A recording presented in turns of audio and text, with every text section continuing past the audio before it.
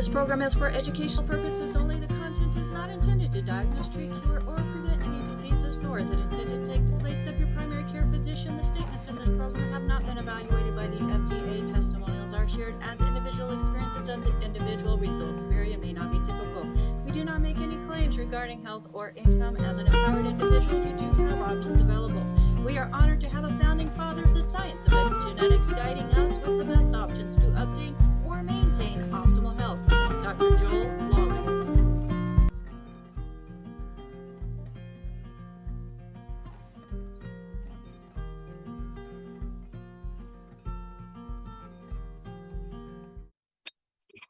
Hello, everybody, and hello and welcome to Critical Health News Daily with Doc. Who am I speaking to? Wait. Mute, my team, mute. Okay, just want to make sure that we got everybody muted here except for myself. So, folks, thank you so much for joining us here on Daily with Doc. I am your hostess, Becca Dukes. I am a certified naturopathic practitioner and holistic health coach. And as always, I am so glad you are tuning in as there's this change going in the whole thought process when it comes to our health and being more empowered, taking things into our own hands. Because, folks, doctors are amazing. We hear about it all the time, especially pharmacist Ben. We love doctors, but they don't know what they don't know. And nutrition is part of it. Yes, there are many of them that are starting to get more into nutrition, but they may not know everything that Dr. Wallach knows. And Dr. Joel Wallach is a pioneer when it comes to the effects of nutrition, or the lack of it, on the body, on our health, and the underlying causes of so many things going on that we think are complicated because it hurts so bad. So many things are breaking down within the body when it's actually boils right down to nutritional deficiencies. So, folks, if you don't know who Dr. Wallach is, he is an amazing, like I said, he's a pioneer. He has sued the FDA 8 times and won so that the whole world can say specific nutrients can help with specific conditions. Well, today we have another great doctor on with us who is a devout follower of Dr. Wallach and actually lived in the state where Dr. Wallach went to college. She went to college in many different states. I'm super excited as we are honored to introduce the remarkable Dr. Judy Reynolds. She is a PhD. She's PAS diplomat of ACAN and a certified holistic health coach. She's a brilliant mind, an educated or passionate educator whose work bridges the gap between animal science and human performance. So, folks, her presentation today, we're going to be talking kind of about borrowing things from the barn, as she's taking how she helped horse champions, taking that information, converting it so that we as humans can also be champions. So she's bringing the principles from that veterinary nutrition and animal physiology and revolutionizing it and putting that. There's not even really much of a twist, is there, Dr. Judy, when it comes to adapting it to human health, energy, and endurance. So, Dr. Judy, she's not only respected in the academic realm for horse and animal science, but she's also a researcher. She's a holistic health coach, as I mentioned. She's dedicated to help not only the horse world from her past, but she's continuing that as well, but now the human world have optimal performance and using what nature has provided to help us achieve that. So please help me welcome Dr. Judy Reynolds. And folks, if you were invited to this program by somebody specific, because we are a resource for an amazing community of certified holistic health coaches, health advocates, just people that love to see people thrive, make sure that you get back with them for any questions and to further, go deeper into, okay, what is it that Dr. Wallach would recommend, which Dr. Judy is going to make some recommendations based on his recommendations today. But Dr. Judy, let's go ahead and jump right into your presentation. I know you've put together an amazing slide presentation. You go deep, you're more on the scientific side of it, and our educated viewers absolutely love that. So folks, before we get started, this program is not meant to take the place of your primary care physician, nor is it meant to treat, diagnose, or cure any disease. It is for educational purposes, folks. As we are more enlightened, more educated as to what our divinely designed bodies can do, when we put the right stuff in, the body itself can do some amazing, amazing things. So Dr. Judy, hello and welcome to Daily with Doc and Becca. Thank you for being today's doc. Thank you, Becca. This is really fun because I remember envisioning a while ago that we would have multiple doctors and other professionals, everybody doesn't have to be a doctor, that would come in and help us support and promote Dr. Wallach, because he really is a revolutionary person. And the people who follow this already know, but if you don't, you need to look this up. Go to Daily with Doc and start looking up some of the things that Dr. Wallach has done, because it doesn't look like you think I have a lot of resume. Yeah, not really. You need to check out Dr. Wallach. So this is really fun being able to do this. And so I'm glad to be back. We've decided to talk about fueling athletes. I have done a few of these type of talks in the past about, I'm thinking 10 or 11 or something in that range. And we've talked about things like vitamins and minerals, and we're going to eventually go through all the different nutrients that we need to have. But people were asking about athletes last time. And so we decided to talk about this one.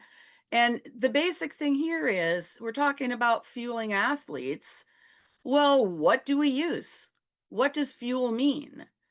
So let's assume that we need water. We know we need carbohydrates, fats, proteins, vitamins, minerals, those kinds of things. But when we start talking about the fueling part, that would be like the gas going in the car. If you don't fill the gas tank, the car stops running. It's the same concept. Whereas the proteins in the diet, we would think of more like the parts, like the wheels and the frame and I'm not a car person, but those kinds of things, the parts. And then, of course, with living things, we have growth. We have issues for growth. We also use proteins for that because we start as smaller people when we're born and we get a lot bigger until we stop our basic growth as adults. So I will pull this PowerPoint up. Okay, are we seeing it okay, everybody?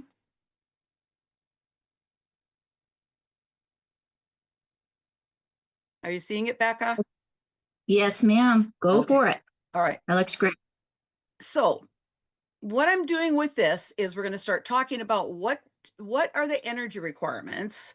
And let's just look a little bit about how do we decide what energy requirements are.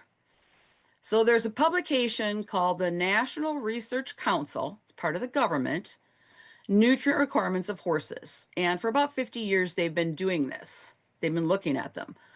I happen to have my old worn copy right here of the 1989. And this is not my most worn one because that one is kind of in shreds, but this was from 1989. And if you look at this, you'll see the most recent one, the most current one is actually this 2007. So that's a long time between 1989 and 2007. If you see over here, was an official reviewer of this most recent nutrient requirements of horses. So what happens is they get people basically who work at universities, and the universities do research along with other private companies.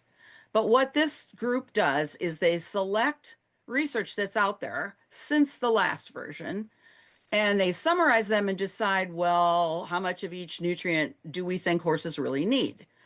But since I worked in industry at that time, I was a feed formulator and product manager and things like that. And so here I am in this little thing here, thanks to me, an acknowledgement for doing that. But the reason they do that, I could not have been asked to actually write it. I could only be asked to review it for accuracy because the money that does all this comes from industry. So since I worked for a feed company in industry, I couldn't work and actually review it and actually write it, but I could review it. So this is kind of an important thing for someone to get asked to do, and I was honored to be able to do that. So now if we look on the human side, we have the same basic concept, except they've been doing it for longer and they do it more often. I happen to have these two copies sitting around, so I put a 1989 and a 2006 one out there. And all they are is charts of every possible stage of human development, from prenatal to birth, all the way through to advanced age. There are different charts, and then there are all the nutrients and what the basic requirements would be. We need to keep in mind, though, that both with the horses and with the people, these are the minimum requirements that have prevented disease or symptoms in populations. And I've shown a chart before where that's really not what we're aiming for. We're not aiming to just not be really sick as a population. We're looking for individually having the best nutrient content of our diet that we can possibly have. And so these are, if people want to know, well, how would anybody find out? This is where those charts are located. And again, like I said, with humans, there's much more current one than in 2006. There probably is one in 2023 or 24 or somewhere in that range. You'll notice the change in what they call them. When I was studying, it was recommended dietary allowances, and most people thought it was daily, and it isn't. It's recommended dietary allowances. And then at some point, it went to dietary reference intakes. And right now, I think they're calling it something different, in all honesty. But anyway, they take these charts, supposedly they take current research, and they put this information out to give people a basic guideline. So that's kind of where we want to be starting. Okay, but here's my caveat for all of this. We're going to talk about energy, but we have to meet all of the essential needs first. And this is where the concept of the 90 essential nutrients comes from, meaning that we know for a fact that we need at least 90 different nutrients. 60 of them are minerals, and a lot of them are in parts per million, maybe even parts per billion. So the general public, unless they're specifically supplementing, are not going to be getting these things. And since metabolism is so complicated, people want to say, well, I have this symptom and I need to take this one nutrient. It doesn't work that way. You have to start and meet all the needs. And then after you meet those basic needs that most people need, then we find, especially if there have been nutrient needs for a long time, then you'll find one symptom that's just lingering, that's really bothering you. And then we go back in and we go, well, let's add a little bit more of whatever helps with that symptom. But there's a system out there. One of the names is fractionated nutrition. It's kind of what people call it who are looking from the nutrition side like I am. You don't want to start and say, I have this symptom, I need this nutrient.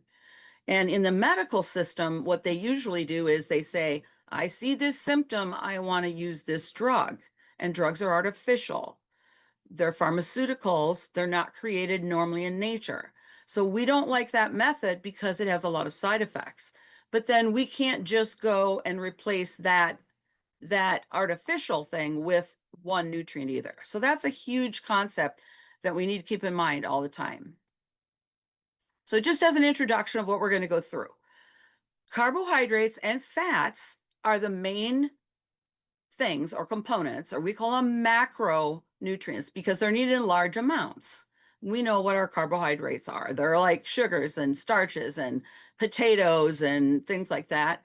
And then fats, we know the fat that you trim off your steak, or you eat part of it and you trim some off, or any other kind of fat. And unfortunately, there's been a lot of use recently in vegetable oils, which we don't recommend because the problem with them is they have been heated so hot and processed with chemicals just to get them out of the oil, out of the plant that it comes from, that they're no longer easily used in the body. But those are the two ways. And I'm going to show you as we go along, I'm going to show you the concepts of using carbohydrates and fats for horses and people and why. And then I'm also going to actually show you the little chemistry molecules, because I think that helps if people are interested in why are carbohydrates stored differently and why are they broken down and used differently than fats. That's the big thing. But keep in mind, there are only two sources. It makes a big difference which one we use. Obviously, we're going to have energy requirements that are different depending on body weight, age, reproduction, workload, other factors also. We have found in both human and horse nutrition that there are really big problems associated with feeding grain. With horses, it's extreme. With people, we're finding issues with grains because of things like gluten and other issues. But with horses, it really has to do with them not having the ability to digest grains. And I'll show you how in a minute, but they can't digest cereal grains. And if you think about it, wild horses are not running around in a oat or cornfield. Those are not a natural thing for them to eat. So there are problems with that.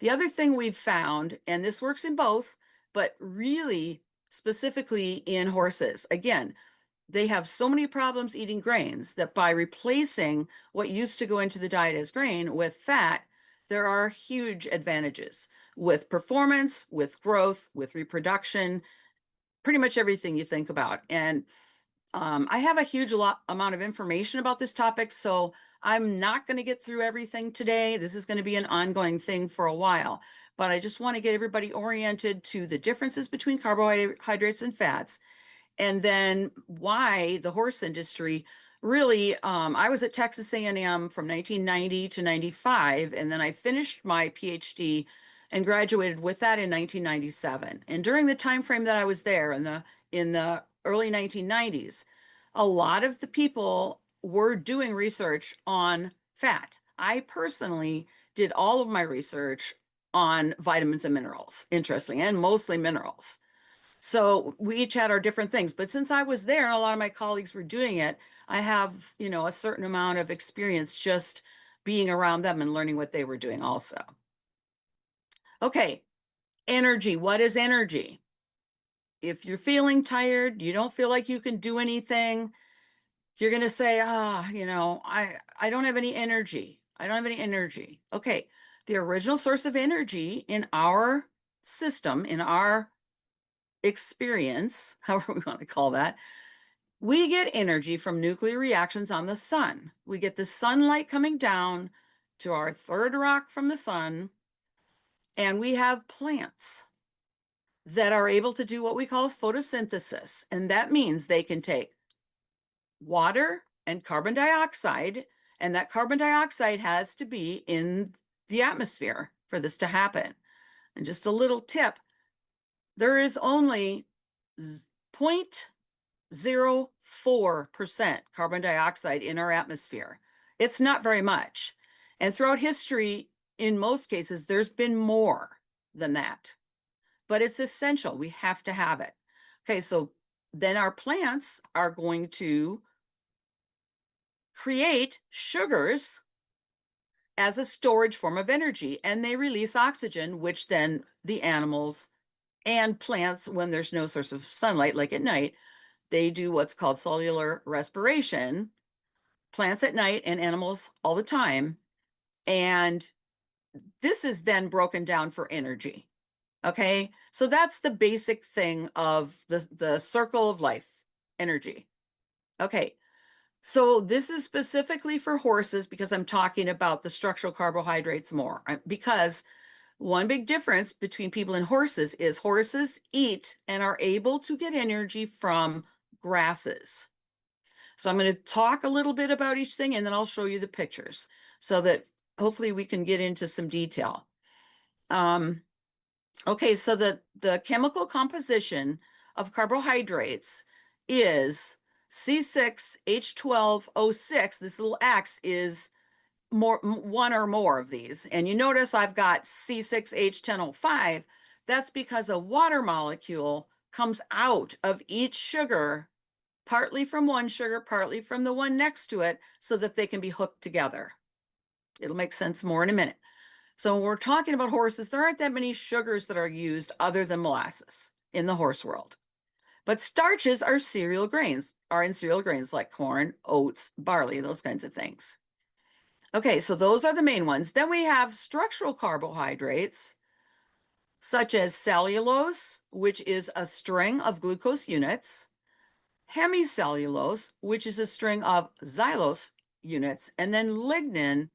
I'll show you pictures again in a minute, but these are all in the grass that they can digest, but they can't digest them themselves without the help of microbes in their, we call it hindgut in horses. The cecum and the colon similar to ours. Cecum is this huge vat of bacteria that is anatomically the same as our appendix. So in people, we have this tiny little appendix and we hope it doesn't get inflamed and rupture so that we have to get it removed.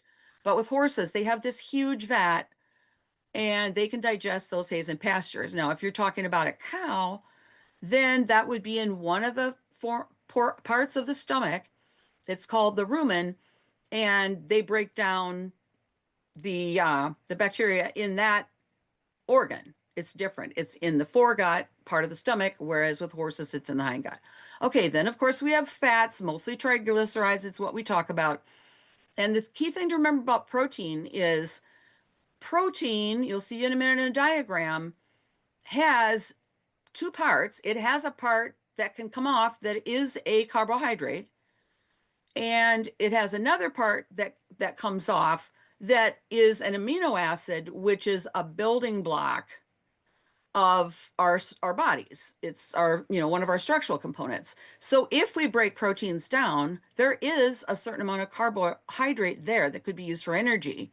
But the problem is it's not an efficient source of energy because the energy that the body requires to break proteins down and get rid of the excess urine or ammonia in urine, it uses more energy than it gives you.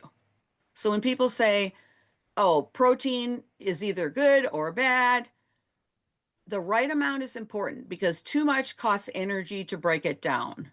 And not enough, we lose body tissue. We lose muscle, we lose connective tissue, we lose all kinds of things. Okay, so those are our three sources. And just so that from those NRC requirements and things that I showed you, here's just some calculations, a few things. If we have a maintenance horse, the daily requirement, 1.48 megacalories per 100 pounds of body weight, that's a light horse. That's a 1,200 pound horse. A draft horse may weigh up to 2,000 pounds. And you can see it's less per pound of body weight, but it will be more total energy they will need in their diet. And when we look at performance, we're talking about athletes. If they trot, instead of just standing there, twice the energy as the walk, canter 8 times the energy as the walk, and if they're conditioned, in other words, if you train them, because what conditioning does is it allows more blood vessels to form, more hemoglobin to be able to bring more oxygen, all the things that require for exercise. A conditioned horse needs 40% more energy than an unconditioned horse. But of course, they can work harder, longer, faster, whatever the sport is. So that's gonna be important also. Okay, and here's one of my big, huge things. As human nutritionists, we have got to change our terminology because the two types of carbs. And the one is the soluble carbs, which means starches and sugars. We can break them down with our enzymes like amylase in the mouth, gastrase in the stomach. These types of enzymes, it's water soluble. We can break them down with our own enzymes. Those are digested completely differently than the fiber carbohydrates, which go to the hindgut where the bacteria break them down. And so here's what happens when you talk about a low carb diet. If it's humans, whether it's humans really or equines, it's not really low carb because when they say low carb, they are meaning starch and sugar. They're meaning sweet things that raise the blood sugar. But it's not true terminology because the fibers are also carbs. Okay? So what we have to do, and then of course with horses, they have to have mostly carbohydrates in their diet. The bulk of what they eat, 20 pounds a day for the average horse of hay, 100 pounds a day of grass that's wet, 70% water on a pasture, that is carbohydrates. And yet they have to have a very low starch or soluble fiber diet. So if we don't fix these terms, what we're talking about doesn't make sense. So I'm starting the charge here to use our terminology so that it's going to make sense for people. And in the human world, vegetables, you know that we have starchy vegetables like corn, we have potatoes, things like that. And then we have lower starch ones. And we have things like kale and broccoli and, things like that that really are lower in starch. So they can be low or medium, really. If you look at the scales that we use for horses, humans would be low or medium. But we don't have carbs we don't do pure sugar in horse diets, like I said, except for molasses. And molasses has been used for a sweetener, and you don't want to do too much. But horses have to have high total carb, mostly fiber, but low soluble fiber. So again, it's terminology. We have to know our terms and use them correctly. So what are the soluble carbohydrates? Simple sugars, that's one sugar, 6 carbons, pictures coming, glucose, fructose, things like that. Then we have polysaccharides, and these are our starches. They are bound with what we call alpha bonds, and we can break them down with our own enzymes. With the human, the horse, whatever animal it is, the enzymes. Now, if we have starches in a plant, we just call it a starch, but in an animal, we call it glycogen. So there is sugar stored in a muscle. It's called glycogen, and it actually branches. Whereas in plants, it's more just lines, just single lines. Okay, so again, they're degraded by our enzymes. In the literature, in animals, in cattle, horses, things like that, we call them soluble, non-structural, or non-fiber. I like to stick with the positive, not this is what it is, not what it's not. So I like the term soluble. That's what I'm going to pick to go with. Okay, so our fiber carbohydrates, we call them polysaccharides, means many sugars. Okay, these are not digestible by our horse or human enzymes. We do not have an enzyme like our amylase in the mouth and things like that do it. But the bacteria in the hindgut of the horse, the cecum of the horse, the colon of the human, these actually break down and provide what we call volatile fatty acids. And if you look at horses, 70% of the energy in a high forage ration. Most horses that people don't do a lot with, they either have pasture or they get hay, and they don't get much of anything else. Most of them, unfortunately, don't even get salt and minerals, which they probably really need. Okay, so bacteria are doing that work. So we have cellulose, the most common fiber. Again, we call them beta bonds. They're structurally different than the ones that our enzymes can break down. And the bacteria break those down. So we can use different types of sugars. Those are 2 different kinds of sugars to get cellulose, a string of sugars, hemicellulose, a different string of sugars. But then there's one more. And if you think about your diet, you know that some of the things that you eat are going to for sure go all the way through your digestive tract. And that's what will be in feces, manure, whatever. Well, a big part of that is what we call indigestible polysaccharide or lignin. So that fiber is going to go all the way through. That's what you find in more mature plants. You find a lot of it in things like tree bark and older brush. You find it in the stalks of corn and things like that. So what's going to happen there? It's going to go through the animal.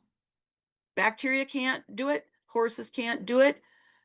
But there are two things that get rid of it, because if they didn't, it would pile up and the whole world would be covered with it.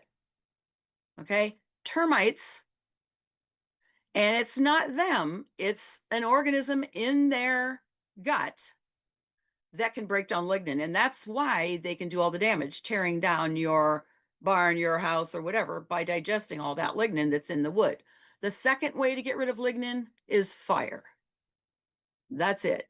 Okay, so we want to make sure we don't get too much of that in our diet, because then we're not getting enough nutrients, but we need some of it so that everything will go through.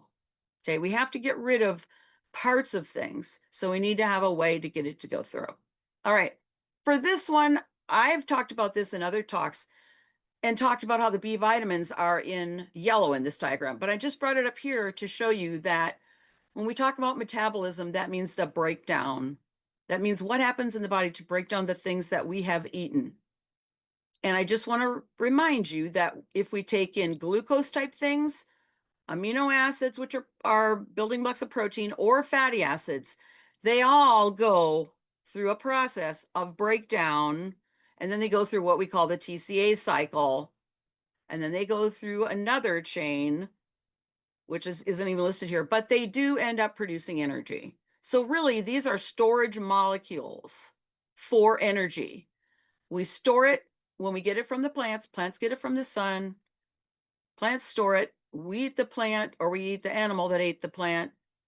And then it goes through this. It's really a three-part process. The beginning, the middle is a cycle, and then the end is just a few more chemical reactions and we get energy. Okay, so here's my little glucose molecule, just so we have that in mind as I put the strings of them together. And so again, it's C6H12O6. It's one sugar. It's actually got one carbon up here and carbons around here, and it's got an oxygen. And the rest of these are just going to look like this six-sided thing. Okay, so I don't have to put everything else in it. Okay, let's take molasses because it's interesting. Two sugars you've heard of, glucose and fructose. Okay. They are in molasses and in a lot of other things. The interesting thing about fructose, it does not raise blood sugar, because what happens, fructose goes straight to the liver, and then the liver metabolizes it. And then it goes through a process to become glucose if you need it, gluconeogenesis in the liver, and then you can get energy from it that way. But in our food, it's a very fascinating and interesting process that we have some glucose and some fructose sugar, because the glucose raises blood sugar after a meal. And it's usually an hour and a half to 2 or 3 hours after a meal. If you eat plain sugar, your blood sugar goes up, and that can be dangerous. Your blood sugar has to be maintained within your body. But by having some glucose and some fructose, for instance, in our fruits, fructose is what we call fruit sugar. By having both, you're getting a lot of sweetener that your body uses, the plain glucose. But by also having fructose, your blood sugar doesn't raise as much. And so by having these two different molecules, a wonderful plan of our creator, by having these different molecules, we can get different things accomplished. Okay, and the milk sugar that we feed our babies and animals feed their babies is a different sugar entirely. And it is digestible without even going through the digestive system. It can be absorbed through the stomach and the early parts of the digestive system, because our very young animals don't have a functional digestive system yet. So it's amazing. For every purpose, if you look at everything we have, there's a purpose. Why are there 3 kinds of sugars? Because we need them in 3 different ways. Simple, you know, it's a simple concept. Okay, so carbohydrates, starch. Like I said, strings of sugar that I just have a name here. It's called an alpha bond. I'm not going to put all the chemical molecules to show it. But again, these are broken by amylase and all the other ones in the beginning of the digestive tract, and you can get energy. Now, if you have too much starch, and this is bad for a horse, if you feed too much, what will happen is that extra sugar will go to the back where the bacteria are.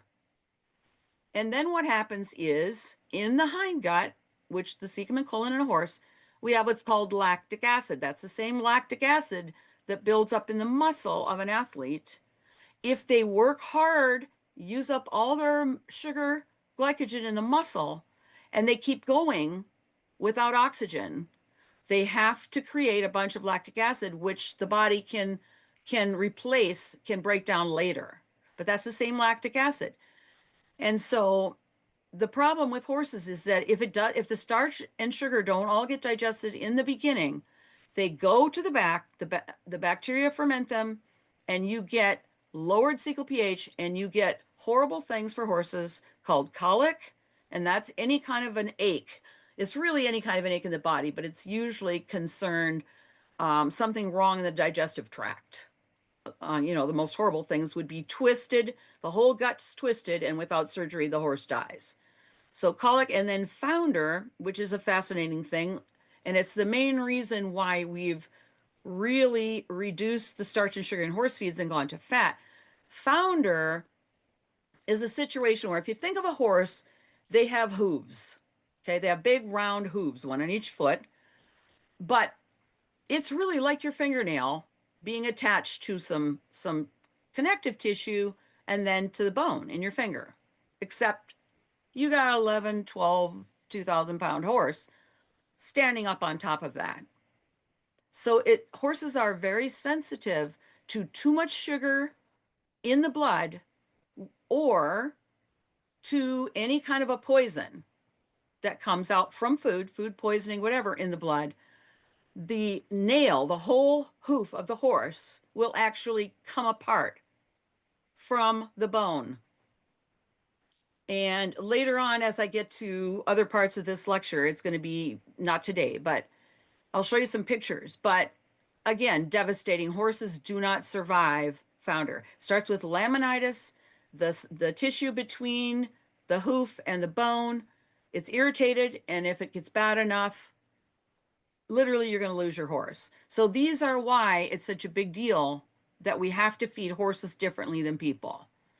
Okay, we can carb load with athletes, and the purpose of carb loading is to get as much glycogen or sugar in the muscle of the athlete as possible.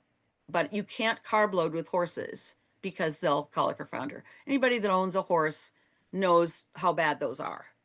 Okay, so now we're to our structural, our fiber carbohydrate. This is cellulose, again, glucose molecules, but again, it's a different bond. It's just the oxygens, hydrogens are different in that bond. So they have to go to that back part of the horse or to our colon. Same thing happens with us. And so you get that bacterial fermentation. But instead of lactate that I was just talking about, if you've heard of volatile fatty acids, they really are fats. They're considered fats, but they are called acetic, which is 2-carbon, propionic, which is 3-carbon, which I'm using a triangle for, and butyric acids, which is a 4-carbon fat. And they're called volatile because they're so small, they go out in the air, but they're an energy source. Okay, so a horse can take the cellulose or hemicellulose, which is a different sugar, and create these, and then we can absorb them, or the horse can absorb them and break them down because they're just smaller carbon units. 2 carbons, 3 carbons, 4 carbons, and we started with 6 to begin with. Okay, so the bacteria worked for us. All right, using a different sugar, Excuse me. And this one happens to be xylose. Again, beta bonds can't break it down with our enzymes, but the bacteria do, and you get the same results. Volatile fatty acids, and you can get energy that way. Okay. Now remember, our lignin can't break it down. You got to have termites or you got to have fire to break that down. So no energy, but it does go through the animal and it makes sure other things go through. And if a person is constipated, the last thing in the world you want is a constipated horse, because that means something's really bad's going on and you've got hours to fix it. So we want to get that stuff through the tract. Okay, and I'm just putting this up here. I'm not going to talk about protein much today, but as I said, proteins have a central carbon, that's just one C. They have an H up the top. They have a sugar group, COOH, a carboxyl unit that is a carbohydrate and goes into carbohydrate metabolism. And then they have this amino group that only proteins have. It's just an NH2. Okay, so you have a central carbon, NH2, and that has to be broken down, and the urea goes into the urine. That's how we get rid of that. But each amino acid on this part right here, whoops, back up a minute. Each one right here is different. Okay, so the smallest one is just another H. That's the smallest one, but then it can be all kinds of other things. If we look at our essential amino acids and our non-essential amino acids, that's what a protein looks like. Okay, so you can see how it can function as a source of carbohydrate if necessary, but not a good idea to try to do that. Okay, now what is different between the sugars in those 6 carbon and 5 carbon, all the different carbon sugars strung together with bonds that can be broken down by our enzymes? Well, here's a fat. Doesn't look anything like that. So they are triglycerides. I'm showing you triglycerides. They are the most common ones. Tri means 3. Glycerol, this is a sugar because it's in the ratio of, 6, 12, 6. In this case, it's 3, 6, 3. So you have, your hydrogens, your carbons, and your oxygen. This will just go into sugar metabolism, but it's got 3 fats attached to it. And if you notice these fats, they have carbon, carbon, carbon, carbon, carbon, carbon, carbons all along here. And they have a different bond. Okay, we'll see what happens to them in a minute. They have a different bond. And you can see that they're attached over here. And over here, they have an O and an OH, and that's the end of it. So these are just these are generic fatty acids that we're putting on here. Now, when you want to talk a lot more about fat metabolism, which again, I'm not going to cover right now, but if you've heard of things like omega-3 and 6 fatty acids and things like that, they name the fatty acids according to one end is the omega end. They start there, and the double bonds, there can be double bonds between these carbons, in which case you'll have less hydrogens on there. And then you will get, these are saturated. They have all the hydrogens they can have. But you can see this is a totally different structure. Now, the purpose of this structure is for storage. It's for longer term. It's going to be stored in fat cells. It's going to be stored in the liver if you have too much of it there. So 2 storage mechanisms, one for quick, which is the sugars, one for longer term, which is the fatty acids. Okay, so how do we break down a fatty acid? Interesting. What actually happens is these 2, one on the top and one on the bottom, or one on each end, come off and go through the membrane, because we have a lipase, which means lip is fat, ACE is enzyme, and it breaks them. And then this and the middle one go through together, and then they get broken down after they're inside the cell. Don't know why it matters, but that's kind of one of those things. So then after we absorb it, it'll either get reabsorbed as a triglyceride, and then it'll go somewhere, or it may be broken down further the way it is. Okay. And again, there's the 3 carbon sugar. It's going to go into that TCA cycle, and there'll be energy out of it. But what happens to these long strings of fats? We have a process called beta oxidation. And what happens is that enzyme will go find one of the ends and start taking off 2 carbon units. It'll cut a 2, a 2, a 2, a 2, a 2, a 2, a 2, a 2, cut each one off until they're all 2 carbon. And then what do we really have? We have acetic acid, that same thing that we got, that 2 carbon sugar, right, that the bacteria made. And that can just go into being broken down also. But here's the problem if we don't use normal natural fats. Our enzymes like that, like the lipases, they recognize a normal fat. But if we're using something like a vegetable oil that has been denatured, it's like if you take an egg and you fry it really hot in a pan and it goes from a raw egg to a cooked egg, you can denature that fat and that protein in the egg. Now, that is if you cook eggs at too high a temperature.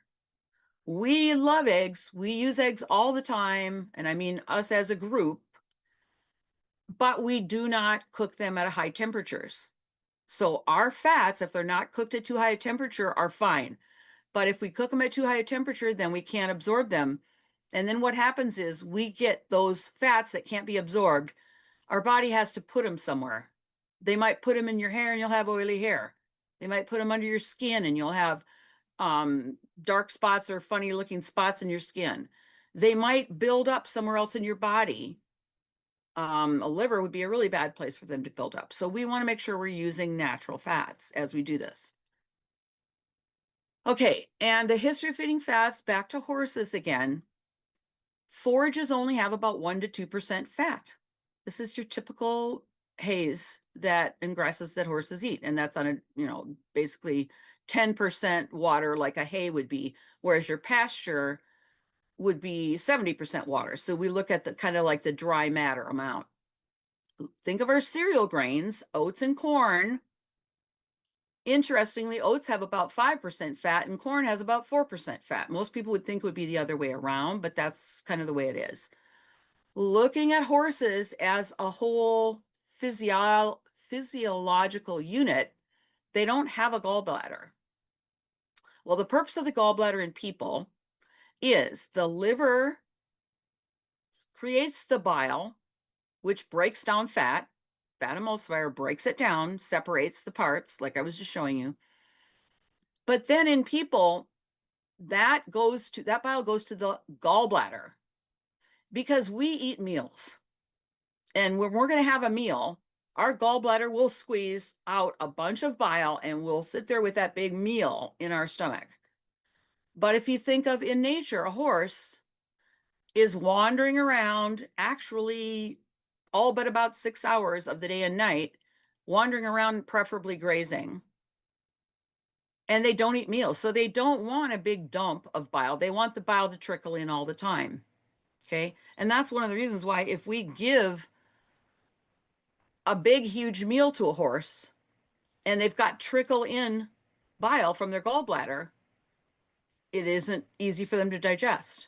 That's why we have to have smaller meals and spread out the meals. So back in the 70s, they started doing research on adding fat. And interesting thing about that is they used beef tallow for the added fat to see what would happen. And most of you that have had horses realize that it's not real easy to get your horse to eat beef tallow. But what they did find is all these amazing effects. So then the big thing changed and they started using vegetable oils. And at the time that I was doing this research, from 90 to 95, and then even when I was out working in industry, after that, we used vegetable oil type products because we didn't realize the problems that we now know about them. Okay, so the industry has changed a lot. But performance horse rations have changed so that they contain fats. The good news is actually the company that I worked at used stabilized rice bran for their fat source. It's 20% fat and it's the brown part that you take off of rice that turns it into white rice. It's the wheat germ and the bran. It's an amazing health food product. Not only is it high in fat, important fat that horses need, but it's also high in niacin. And if you go back to there were several talks, but the last one I focused on niacin. And it just happens to have one of the top amounts of niacin that you can get in the world. Okay. So all this history has happened. People didn't even try to feed fat to horses because they just thought, well, horses don't eat fat. They don't have a gallbladder, all that stuff. But they didn't realize that they were having so many problems with feeding all the grains. It would be great if they didn't have to do that. Okay. So here are some advantages of feeding fat. I know we're not going to have time for a lot of questions here.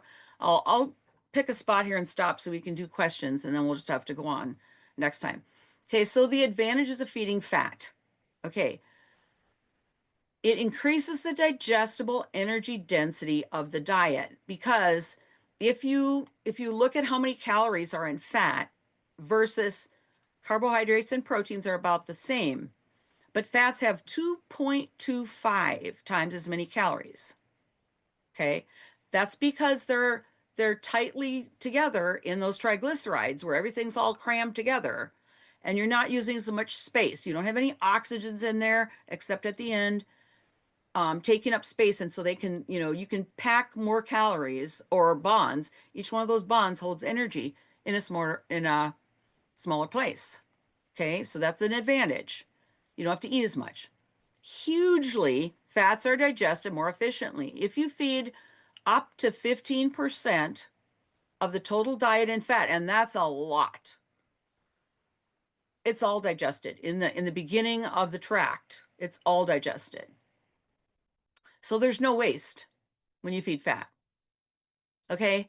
It also decreases the thermal load, because when we break down our carbohydrates and our proteins, heat is released, and the body has to get rid of that heat. If they're exercising, athletes, horses, human, whatever they are, you don't have to get rid of as much fat if you're using fat as part of your diet, or as heat for that.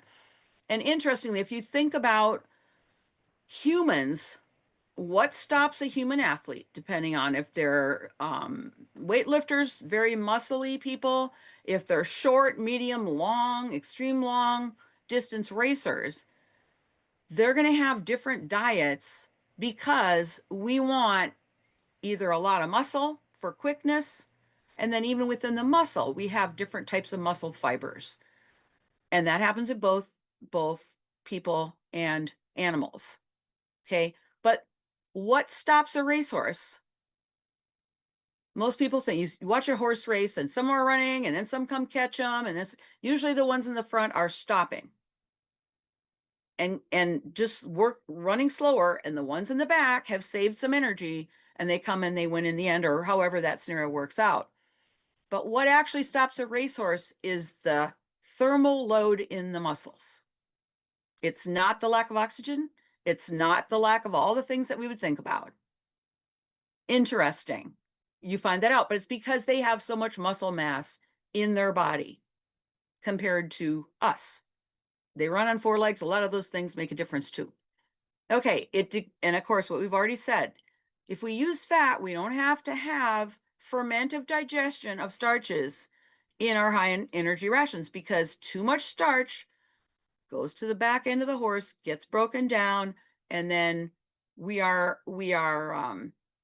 looking at the possibility of our colic and founder, which we do not want. Okay, let's see where we're at. Okay, one more of these. It also has a sparing effect on muscle glycogen. So this is what happens. Your body will burn those fats from the diet, and after it's done, it'll go to the muscle glycogen. So it doesn't even start burning muscle glycogen as soon as if you don't have fat in the diet. Okay. There are also diseases. There's one called RER, or recurrent exertional rhabdomyolysis, and this is just the breakdown of muscle. Okay. Myo is muscle, lysis is break. Where dietary fat, they can digest dietary fat, but if you give them the normal quote amount of sugars, their muscles don't work. It's called tying up, because they'll literally stand there and they can't move. life-threatening. Okay. And another fun one is dietary fat helps in conception with both stallions and mares. And also vitamin E, natural source vitamin E, things like that are a big deal. And it also works with people. Okay, remember, there are these essential nutrients that people a lot of times are not getting. And vitamin E, vitamin C, a lot of those things, and the dietary fat profile can help with that. I'm just going to see which one's next, but I think we better quit. We can do a couple questions. Yeah, okay, we don't need to go there today. All right, what do we have for questions? And I'll All right, Judy, that's a lot of information. And I know, and it's a lot. I love the fact that you were talking about fats, because fat has been demonized. Oh, yes. Now, you went over horse. What are some good fats that humans can take in? Let's just do kind of a quick little wrap up and summary here that humans can take in before I get to the next few questions. Okay. When we look at our essential nutrients, we have two. And actually, if you want me to, I can pull up those slides. I just have to go looking for them. I have probably hidden them. The omega-3 and the omega-6, or we can do that next time. Let's just do that next time. That's fine. Because it's, you know, it's hard to answer the question when you're looking at slides. Okay. So in our essential nutrients, what we have is 2 essential fatty acids. Okay. Now, one is called omega-3 and the other one's called omega-6. But we need to keep in mind that there are a lot of omega-6 and omega-3 fats. It's not just one of each. Then it goes by how many carbons are in there. So is the total fat 8, 10, 12, 16, 18 carbons, or is it less? Okay. But there is an omega-6 and an omega-3 fatty acid that we must have in our diets. And so we have, as part of our main nutrition supplement packs, we have those essential ones. Okay. And they're very delicate. We have to be very careful with them. They have to be actually packaged without oxygen. They get packaged in nitrogen and put into those bottles because they will go rancid. Any fat that is not, as I showed you, having all the hydrogens along all the carbons, that's called saturated. Any fat that is not saturated, we need them for our cell membranes. They're essential. And we also need them for our nervous tissue and some of those other tissues. But they're very fragile. So if we don't treat them correctly, as you know, they will what we call go rancid, which means free radicals, damaging all our body tissues and things like that. So when we look at what is fat and what is essential, we need those 2 specific ones. Okay. Then we need cholesterol, and it's not listed as an essential nutrient because we can make it. We can make cholesterol, but it's possible to not be able to make enough. And when people are encouraged to do specific things to stop us from having the amount of cholesterol that we're making, we can end up with all kinds of problems because cholesterol is the major part of our nerves, our brain, our nervous system, all the nerves throughout our body. And it's also a main component of other tissues in the body. And those omegas 3 and 6 are also part of our cell membranes. Because what really happens is if your fats are solid at room temperature, like the meat that's on a steak or butter or some of things like that that have a lot of fat it doesn't have, or it's got all the hydrogens there, right? Those are solid, and they would provide a cell membrane that's too solid around your cells. You wouldn't be able to do the things you need to do. Your cells within your body wouldn't be flexible. Okay. So we've got to have those fats that they're flexible because they have double bonds on the carbons, and that allows them to move. If it's solid chains, they're straight. Okay, so we need some of each. We need straight ones in our body, and we need the ones that are flexible in our body. Make sense? And again, I mean, it's complicated. It's complicated. It's complicated. Yes, complicated. yes, it's complicated. But we need the different types of things. And that's why our list of essential nutrients is, those are all things that we can't make or we can't make enough of. And we've got to make sure we eat them to be as healthy as we can be. Yes.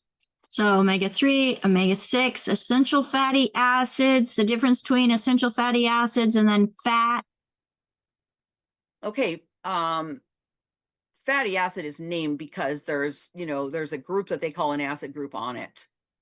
But fat is a term for things that are mostly carbons with hydrogens, whereas carbohydrates have a C6H12O6 ratio. Okay. And they're both energy. Their energy is stored in the bonds. And then when the bonds are broken, we get the energy out. And that's what we use to do all our cellular functions. But they're similar. But again, we think of carbohydrates as a quick form that we can get at easier. And we think of the fats as a longer term storage. And we know if we eat too much, and it's not eating too much fat, it's eating too much of things for what we need is why we store fat. So, but the whole topic of fats being bad and trying to go to low fat diets that we did for, what was it? When was it? Was it the 50s? Around the 50s, I believe, that they started all that craze because they were trying to sell oils and things like that, trying to get everybody to quit eating butter and eggs and bacon and all those things.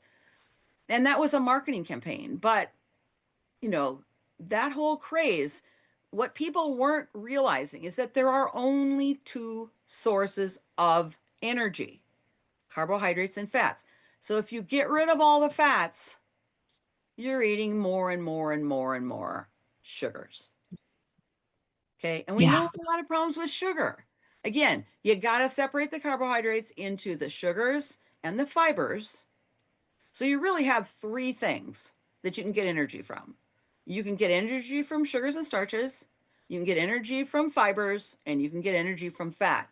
But the low fat demonized cholesterol thing was really, I don't know. There are so many things that happen. People make mistakes when they're trying to learn, when they're trying to understand. They make mistakes, and sometimes they actually do it on purpose for a bad reason. And you end up with things that aren't good. If you look out throughout history, we didn't know that the earth wasn't the center of the universe. We didn't know that letting your blood out and letting it drip all over the ground was not a good way when you were sick to get better. I mean, we did things in history that just weren't too good, but we don't know what we don't know. That's it. Right. Absolutely. So next question is, and this is going in regards to having more fat. Excuse me. Question is, so you won't sweat as much with more fat? Oh, that's a good question. Sweat is a way to get rid of heat. That's exactly right. So the fat that you eat does not provide as much heat, not even close. So that is correct. You won't have to sweat as much because the purpose of sweating is to get rid of heat. But when you sweat, you lose water and you lose all your electrolytes and things that are in your blood plasma, and they have to be replaced. Thus, a lot of the 90, the vitamins and minerals and things like that we lose through sweat. Bringing this back to horses so it makes more sense. If it's winter and you have a horse and he's standing out in a snowbank, you could feed fats, or you could feed fibers, or you could feed sugars. If you feed fat, he doesn't get as much heat to keep him warm in the winter. If you feed sugar, he'll get intermediate, but we don't feed sugar that much because that's not good for horses for a different reason. So the answer in the winter is a lot of fiber. Because when a horse eats fiber, he has a lot of heat, right? But that Right. racehorse, what we actually do with racehorses, the best thing to do is take them off all but 1% of their body weight as forage for 3 days before the race. And they lose body weight and they lose bulk in their gut. And then you're still feeding that fat, right? Mm-hmm. That replaces using a diuretic like furosemide. They used to do that with racehorses. But think about it. If you use a diuretic like furosemide, you're going to get rid of that same 3% of body weight. But where did it come from? It came from your water and all your electrolytes and everything. Would you want to be dehydrated and out of your electrolytes when you're about to go run a race? No. No, First of all, you wouldn't I would just feel like say it. that would cause dehydration. Yeah, first of all, you wouldn't feel good enough to run, right? And Mm-hmm. second of all, you'd be hotter. You know, Yeah. I mean, you find things out. Yes, you do. Yes, you do. And yeah, in the beginning, you were talking about, digestive issues and having horses colic, which you did not want to do. We had a few horses colic. The whole process was not a pretty process. Sometimes we were successful. But as I was working with Dr. Wallach, we had somebody call in, and as we were sitting at the table talking with this individual, going over the horse and the diet, and they were being boarded at a horse barn, and they were feeding them primarily oats. And Dr. Wallach said, stop the oats. Now, the symptoms that this horse was having is they were losing weight, they were losing their hair, and it was a young horse that was going gray. Well, I mean, the gray is genetic in that case. I mean, if they have a gray gene in a horse, they start out a solid color and then they start to go gray, and it takes them 10, 12 years to go from their normal solid color to that gray. But that's a gene. That's a specific gene for that. That's different from people. Okay. I was going to go back to what you said before that. Well, okay. About the diet, for sure. Okay, in the past, the huge things that have helped us prevent colic in horses, which were always it was a nightmare. Deworming. In the 1980s, they came out with a fabulous, unbelievable, totally wonderful dewormer called ivermectin. And that's what we used, because all animals, pretty much all people, everybody are exposed to parasites, and you've got to get rid of them. I had my horse before that, and the veterinarian would have to come out and drench. They would put a tube for horses. You put a tube through the nose and then down into the stomach.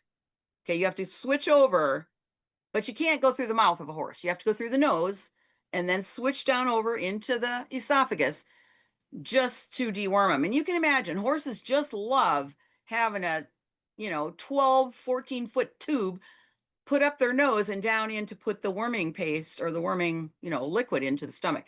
So when ivermectin came out, it became, the owner could buy the paste and deworm. And we used to deworm like every 2 months or somewhere around that, 3, 4 times a year, something like that. And it completely got rid of a lot of the colics and problems like that. So that was huge.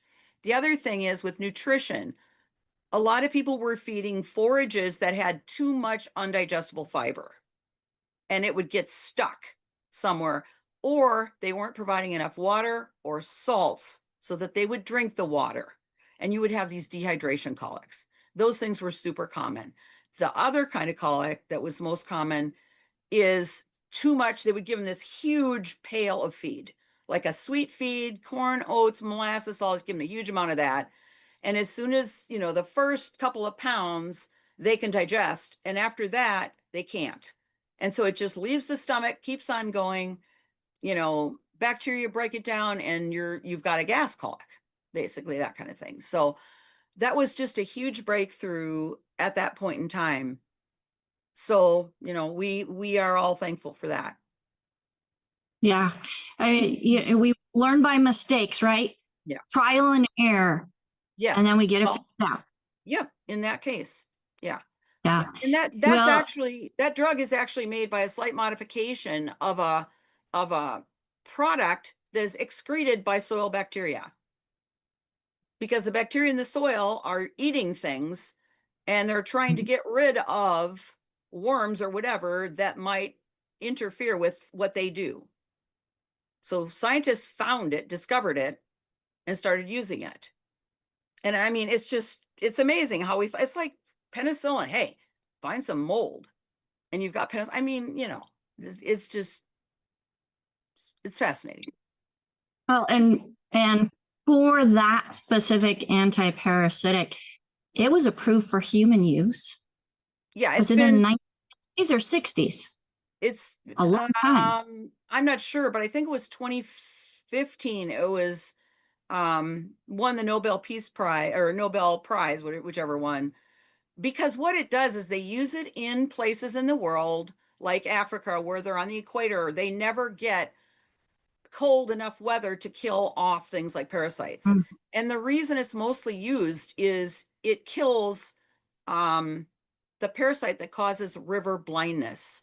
There's a worm, a parasite that goes in the eyes of people and causes them to go blind. And when they discovered that, they started using it and they would literally give it out every week.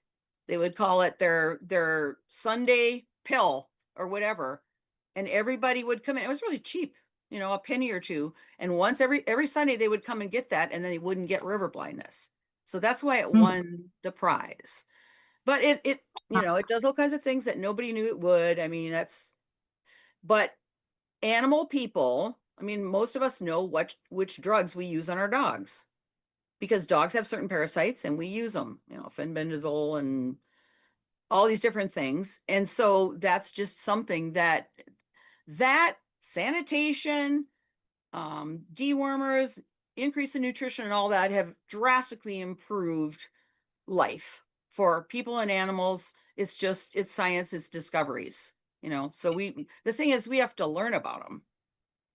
Mm-hmm. My pet peeve is that the average person can't get access to the scientific information.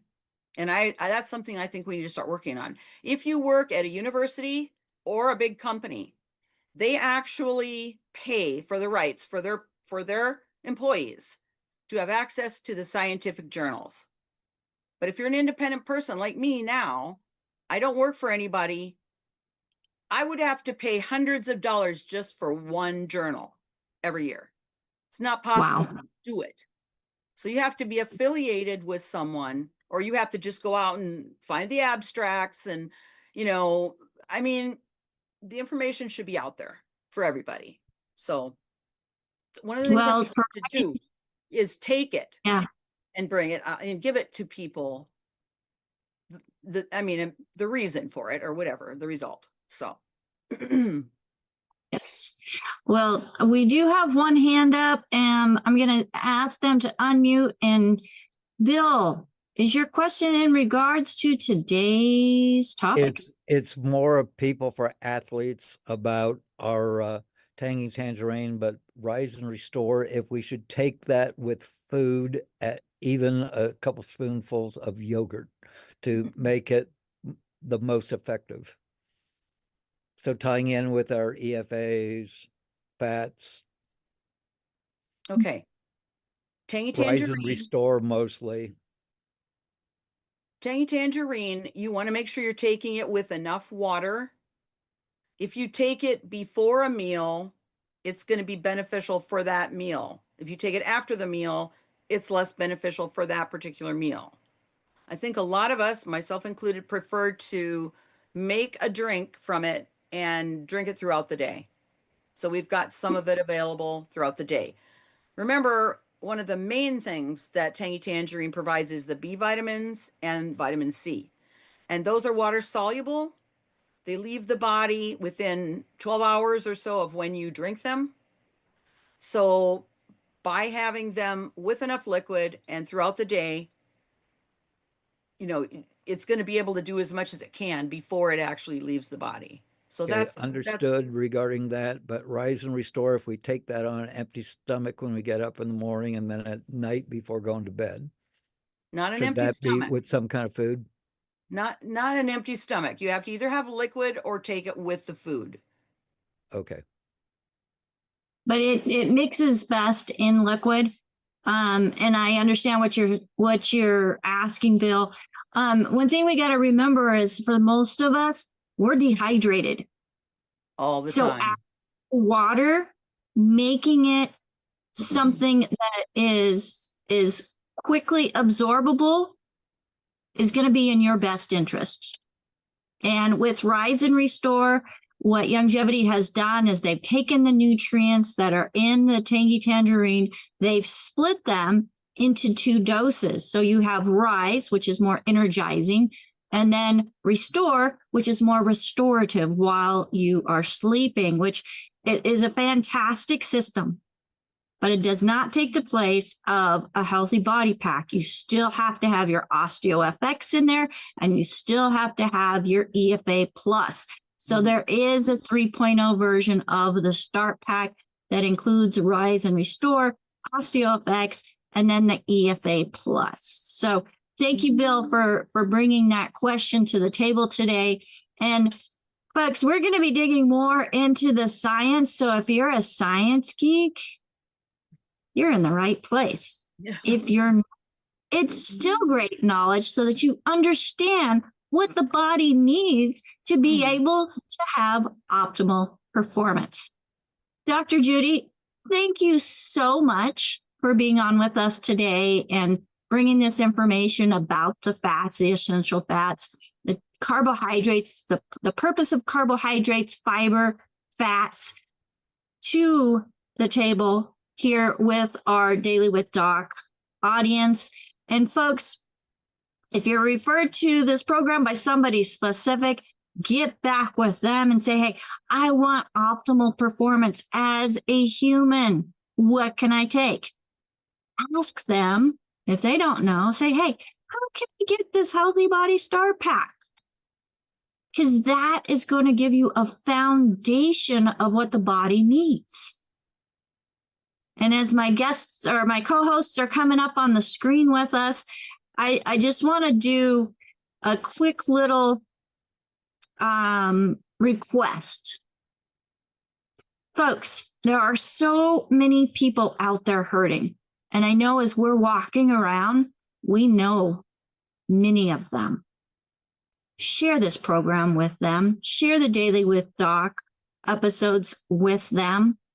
We are a resource for an amazing community. And the person that shared this program or any of our programs with you, they care about you. We care about you. And together, we can help create healthier communities. The information goes for our pets as well. Longevity has an amazing pet line that helps them have optimal health. Also, if you're a gardener, they've got the Bloomin' Minerals so that your own produce that you're putting on your table has the minerals that the body needs. Because chances are it's not in the soil, especially if you've been using that soil for many years or many seasons. We have to continually be forward thinking and consistent in making sure that we are supplying what our bodies need so that we don't have what pharmacist Ben calls my body's falling apart. MBF. Is it disorder, AJ? My body's falling apart disorder or syndrome or whatever. But when you feel like you're falling apart, you are in disease. Thank you, Albert. You're in the right place to get information to help slow that aging process down. So, Dr. Judy, thank you again for being on with us. Thank you. In your slides, I mean, you go into so much detail and showing all of those hydrogen bonds and what happens, when you introduce certain things and the fats. Being a homeschooling mom, as we're doing science, totally clicks. I see the H's, the C's, the O's. It's like, okay, that's carbon, that's hydrogen, that's oxygen, putting all the bonds together to create what we know as food, substance, and it just keeps going on and on and on. I will break out my chemistry set sometime and do some little molecules for you. Oh, cool. Awesome. Well, folks, today we have on with us, and before I do this, I would like to invite you to go to dailywithdoc.com. Make sure that you sign up for the newsletter. We've got some amazing things coming up that we're excited to be able to share with you. So sign up for that newsletter. That is available to everyone, not just those who have never worked with anybody. But if you are working with somebody, you're referred, get back with them. They are your person that cares most about you. And if you found this program on your own, I do have a call team of certified holistic health coaches waiting to take your call and help you choose what's going to be a best protocol option for you based on the science and research and formulations of our Dr. Joel Wallach, who is just near and dear to my heart, as I was able to spend many years, and he's still kicking, folks. I have so many people. What happened to Dr. Wallach? Is he still alive? Yes, he's still alive. He's spending time with his family. After decades of being on the road and doing programs throughout the year, 360 days a year, he needed some time off. And his family's forcing him to do that. He went kicking and screaming, but he's still kicking and screaming, folks. So just wanted to throw that out there. Today we have on with us, as far as our co-hosts go, we have the amazing Marilyn. She's putting amazing news into the chat that then helps me to go back and it's like, okay, what did she say? So I can go back myself and read. What did I miss? So, folks, I hope you're taking advantage of that. And if you're not here live with us, you are missing out, as we are here most Wednesdays, Thursdays, and Fridays from 12 to 1 p.m. Pacific, 1 to 2 Mountain, 2 to 3 Central, and 3 to 4 plus Eastern.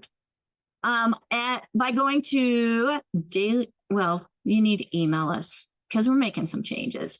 Zoom@dailywithdoc.com. Again, that's Zoom@dailywithdoc.com so that you can continue to be here with us live on YouTube. So thank you so much, Marilyn. And we have Albert joining us from South Africa as he's letting people in. He's our gatekeeper today. Thank you so much, Albert. If it wasn't for you keeping an eye on things and making sure that we had security, we wouldn't have people coming in, because I get like super focused on what's going on that, people are popping in the waiting room and I don't see them. So thank you, Albert, for keeping an eye on that. And we also have Sherry, who is part of our tech crew. She gets on with me and AJ an hour early, helping to make sure that everything is set up. So if you're watching us on Facebook or Rumble or YouTube or Spotify or X or Instagram, I mean, the list goes on and on. If there's a way to comment, let us know you're there. But most importantly, subscribe and then share with others. So thank you, Sherry, for helping us get that all set up so that the stream goes out and there's sound and picture and all those good things. And then AJ, who has helped us get out on all those different platforms, keeping things fresh and alive, and is on top of it as we are expanding, reaching more and more people each and every day. Thank you so much, AJ, for all that you do as also part of our tech crew.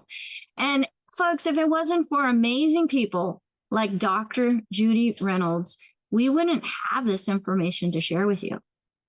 So thank you, Dr. Judy, for bringing your wisdom, your knowledge, and how we can apply even from the animal world to the other mammal with 2 feet, humans, as to what we can do to help ourselves.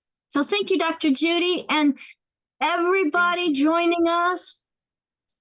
Have a fantastic day. And until next time. Oh, tomorrow we have Pharmacist Ben, as it is Pharmacist Fridays. You know, AJ was raising his hands because he thought I was going to forget. Nope, I remember. Again, my name is Becca Dukes. As a certified holistic health coach, as a certified naturopathic practitioner, and the director of student services for the Institute of Holistic Health. I am so glad that you invested this time into yourself, your family, and your community so that you also can have a better by the minute life. Until next time, bye for now. Oh, did I give the phone number? Call team. I'm so sorry. 855-949-3377. If you're not working with anybody and you would like to speak with a certified holistic health coach as to what nutrition you need to help keep your body going strong. Bye for now.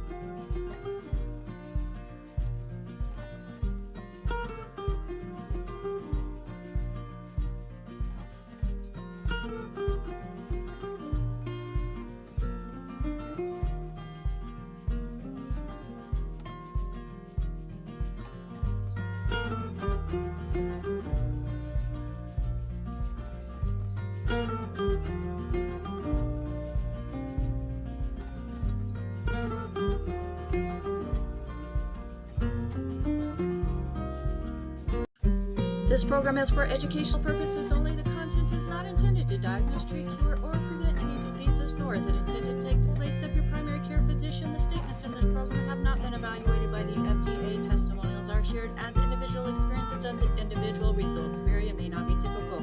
We do not make any claims regarding health or income. As an empowered individual, you do have options available.